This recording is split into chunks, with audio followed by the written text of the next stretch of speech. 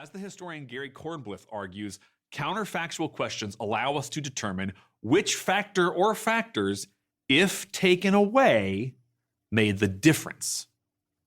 What-ifs tell us about historical causation, and they also tell us the stakes of a particular historical decision. So, what were the stakes at Gettysburg? In July 1863, Union and Confederate armies have been fighting for 2 years.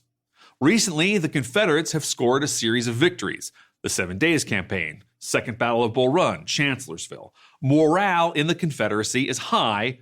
Morale in the Union North plummets.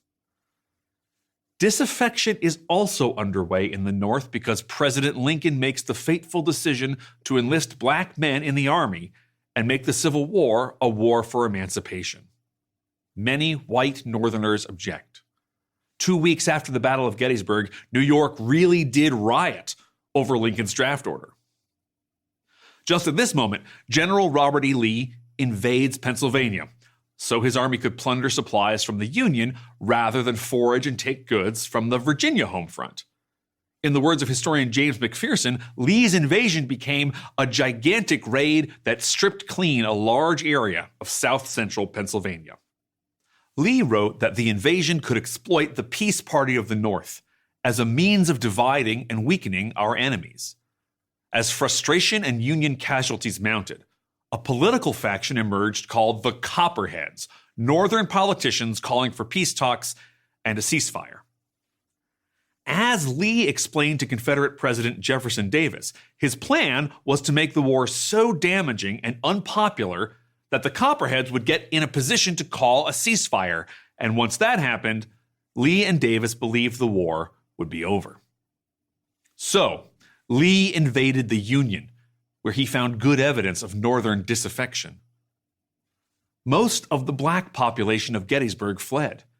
The invading Confederates openly seized black people in Pennsylvania and sold them south into slavery. This was not hidden, and it was no accident. Gettysburg's black citizens fled north to Harrisburg. Gettysburg's other citizens did not hide them or design a collective defense. White citizens, noted theologian Philip Schaff, were too busy accusing each other of espionage and falling into political arguments over whose fault the invasion was. Lee's army saw the war weariness in Pennsylvania firsthand. The Confederates took the city of Gettysburg, but the Union forces there retreated to the hills beyond the town, where the main force of the Union Army, under General George Meade, joined them. Lee could have gone around them, but he decided to fight. Meade is trying to find the Confederate army that is marching around Pennsylvania, and he's not exactly sure where they are. And Buford's cavalry on the first day run into some Confederate infantry. John Buford was an expert at sort of looking at terrain and recognizes this is a good piece of terrain to defend. This is a place we can hurt the Confederacy. And he uses a series of ridges that are running parallel to each other to fall back slowly, dealing damage to the Confederacy, slowing them so that the Union infantry has time to get there. And when the infantry eventually arrive, they're able to continue slowing the Confederacy, eventually falling back through the town of Gettysburg to Cemetery Ridge and Cemetery Hill, which is perhaps one of the strongest positions that they could have found, giving them an advantage of height. Virtually every decision made at Gettysburg has been subjected to what-ifs. Pickett's charge often comes up, but as dramatic as that moment is, it's not really contingent. Pickett's charge likely would have failed no matter how it played out. But one moment truly stands out as kind of a big accident. Little Round Top.